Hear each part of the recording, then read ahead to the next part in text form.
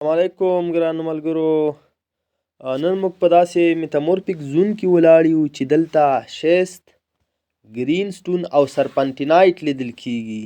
همدا ډول چاپیریالونه اکثره وخت د نیفرایټو لپاره مناسب وي.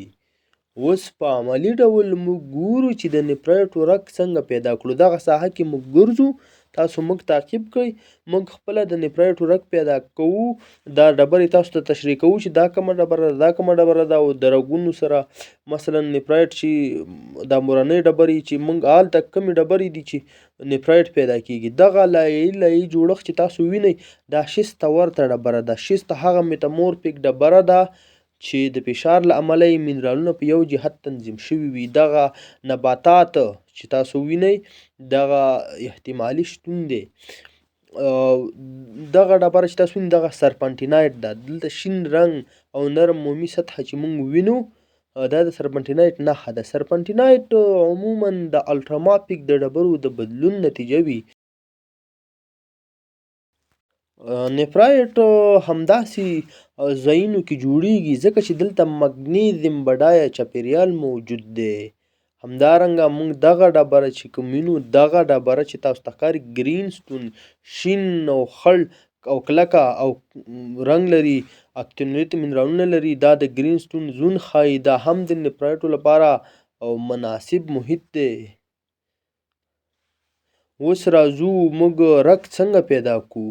رګ چې پیدا کوو، د رګ د پیدا کولو لپاره باید درزونه تعقیب کړو. موږ درز، رنګي تغییرات، هغه ځایونه وګورو چې هلته د احجارو رنګونه تغییر شوي وي.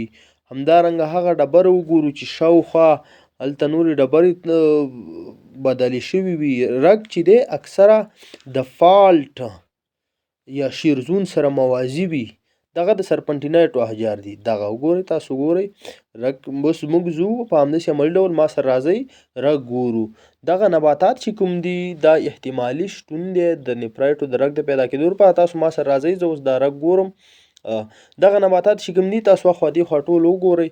دا چې دي ډېر فرسایش شوي احجار دي.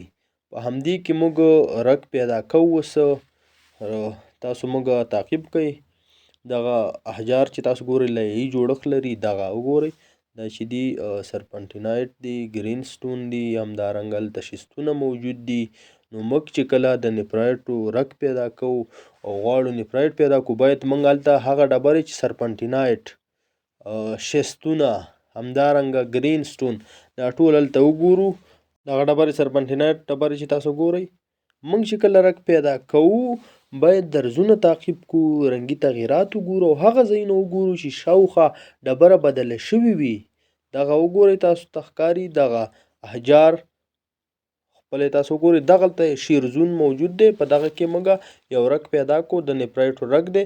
په دغه رګ سره چې دی دا مدني رګ دی. موږ مدني ګوره کله چې موږ د نیفرایټو رګ پیدا کوو شاوخوا هلته نور مثلا د نیفرایټو رګ سره چې دی شوکاڼې چې انګلیسي کې ورته تالک وایي، همدارنګه جسپر. اوس دغلته د رګ په شاوخوا کې سپینه خاوره موجوده ده. دغه وګوره د سپینه خاوره او همدارنګه رګ بیل معلومیږي. مدني مواد چې دي دا مدني یو رګ دی موږ پیدا کړو.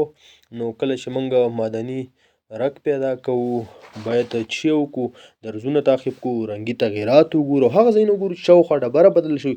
اکثره رګ چې دی د فالټ یا شیرزون سره موازي، ضخامت یې تغییر کوي، مستقیم نه وي او کږلېچ لري. نو په لنډ ډول نیفرایټ د میتامورفیک چاپیریال محصول دی چې اکثره د سرپنټینایټ او ګرین سټون زونونو سره تړاو لري.